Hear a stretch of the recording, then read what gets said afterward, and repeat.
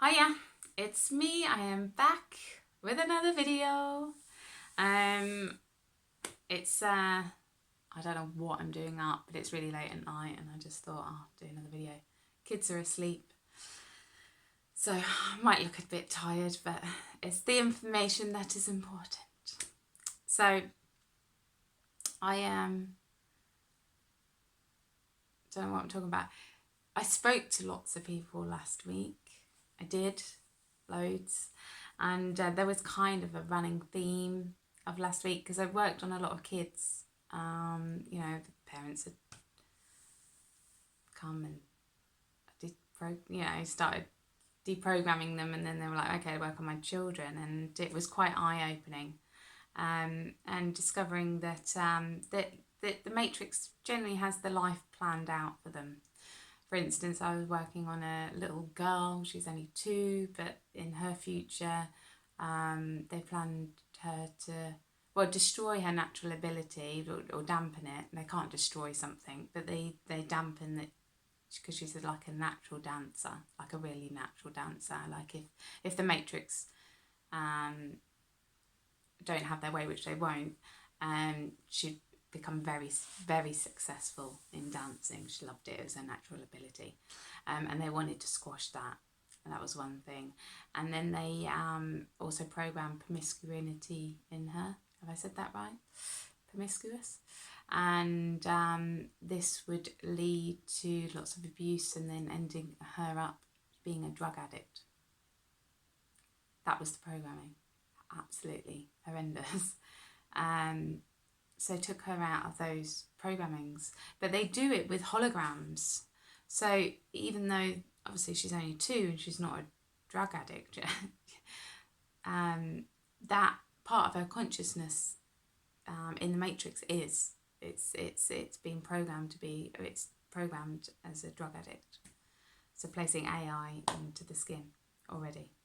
So when I told this to the mum, she was like, that was her biggest fear. Like, it's like, I knew,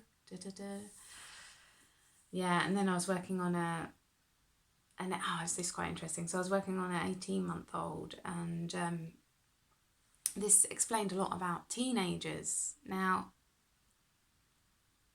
I don't know if you remember when you were a teenager, but when I was a teenager, life got very shit. I remember just, obviously body's like growing and changing and all that, but I just remember the emotional shit that you have to start dealing with, and at that age I started to really like isolate myself.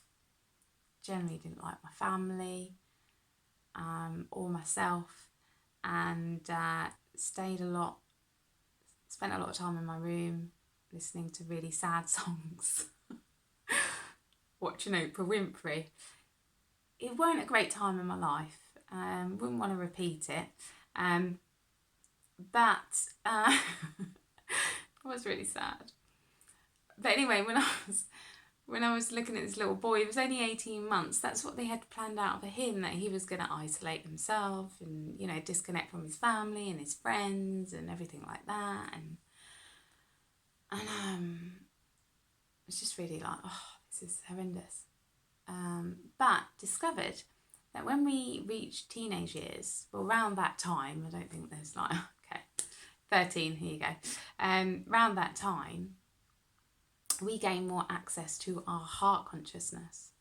Now, our heart consciousness is a big threat to the Matrix. The reason it's a big threat to the Matrix is because they can't penetrate the heart consciousness.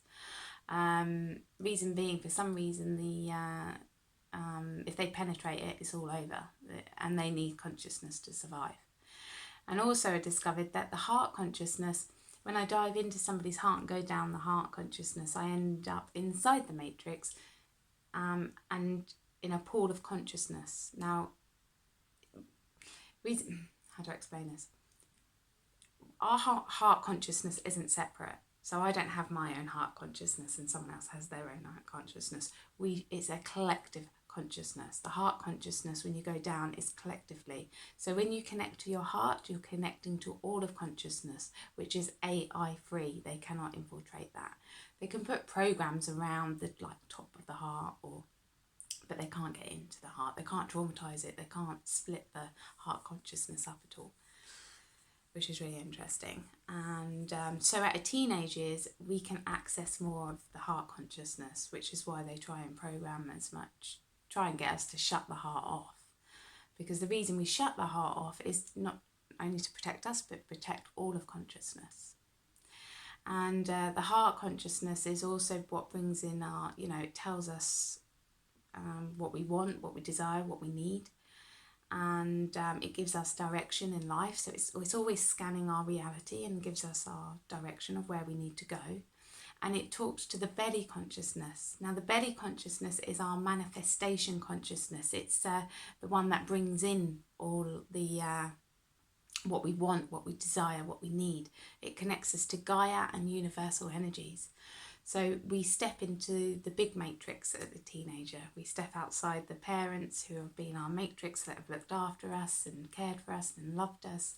And we step in to our bigger reality, which is Gaia and universal energies. And obviously, from my perspective, when I look at the belly consciousness, it's generally the most attacked out of all the consciousness.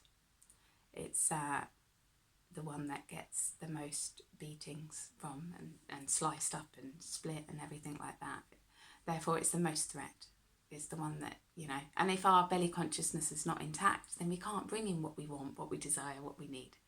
It doesn't matter how much you want it if it's all sliced up and it's not working correctly. And they invert everything. So what you naturally are, they'll invert it. So I look at teenage, so maybe, the teenage life that we think, we accept, or teenagers are a bit weird and, they lack motivation and they can't talk properly and they're a bit smelly. Actually, that's a programming. That they've been affected by the Matrix. The Kevin and Perry style, If you ever watched that, it's a TV show in England anyway, years ago. They portrayed a teenager being moody and stuff. Anyway, I think we've accepted abnormality for normal in this reality. So anyway, I just wanted to share that with you.